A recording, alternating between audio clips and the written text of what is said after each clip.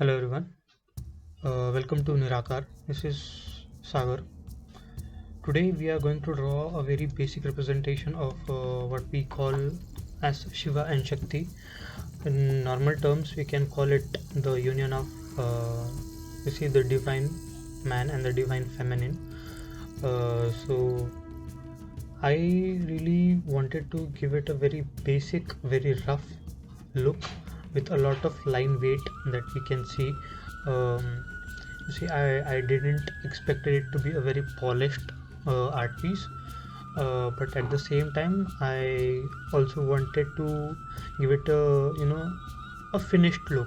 I didn't want it to look a little bit untidy because of that line works. So basically, I started with a sketch. Uh, you see, a sketch of a female. So basically, what I wanted to achieve here is a very Indian touch to the divine feminine. We always give a lot of chiseled look, a very modern and you know a very attractive look. But what happens in the Indian design style or Indian representation of women when we get into a lot of temples, you see Indian woman representation is very different. Um, they have a little bit of roundish face. That is a basic representation of how women looked in India. I started with getting a lot of jewelry and stuff. I wanted to give it a divine look, so I added some flower elements in behind with a lot of the Indian kind of jewelry. The hairs, I wanted to give it a little bit of flow. This is totally not a female representation. We also wanted to give it a. I also wanted to show Shiva, who is a man, who is an ascetic, basically. So I wanted to differentiate between them both.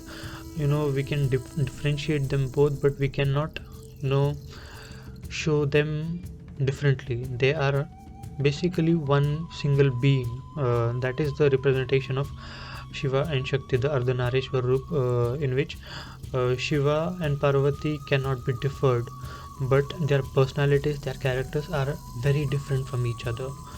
You see, Shiva is the Purusha in the sense we can say the divine man, and which represents the soul of the universe. But at the same time, uh, the Durga or the Uma is representing the nature. You know, the soul wants to depart from everything.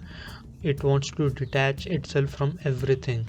It doesn't have any desires. It doesn't have any attachments. But at the same time, when we see at the nature wants to attach everything to it. Nature wants to bring bring the divine soul to itself, want to connect to itself. You see, here you can see I've given a little bit of uh, you see an unfinished look to the Shiva's hair, and at the same time in the right side I've given a kind of flow, of you know a very properly maintained hair, which represents the Shakti side. I've showed a lot of flowers which we have on the background, and at the same time on the Shiva side I've shown the strings of pearls that is attached to his crown. I also wanted to show the Nag that sits on the shoulders of the Shiva, but I thought it could you know take away the balance from the image. You see, I would show the Nag at the Shiva side, but I didn't had any of such thing to show in the Shakti side.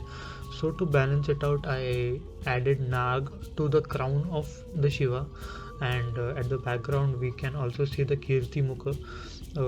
The Nagas I have also shown it in the crown of the Shiva, which are hanging behind. Um, where at the other side we can see the the lotus kind of, or the fire kind of projection that is projecting out of the crown of the Shakti. So when it came to coloring, I thought why not we give a little bit of cold and warm environment for both of the characters, which represents their personalities, where Shiva lives in the Kailash and Shakti lives in the mountains, but she is she lives in a very civilized environment, whereas Shiva is a very ascetic, a very raw, a very wild kind of environment, which is uninhabitable for normal humans. So I went on with basic coloring scheme. I started with a lot of plain colors, but and then after I finished with the plain colors, I made a different layer of jewelries and started giving gold patterns, uh, uh, to show it a little bit of shiny effect. I played with the light layers as well. In that, I also added shadows to give it a little bit of 3D effect. Now you can see also in their also on their hairs, we can see the background light that is shining from the behind, and you see this is the basic representation of how I wanted to show the divine unity of Shiva and Shakti. um, I hope you like it. If you like it, please share and subscribe. Please share it with your friends who are art enthusiastic. This is the basic this is the final render of how it looked in the end. Thank you.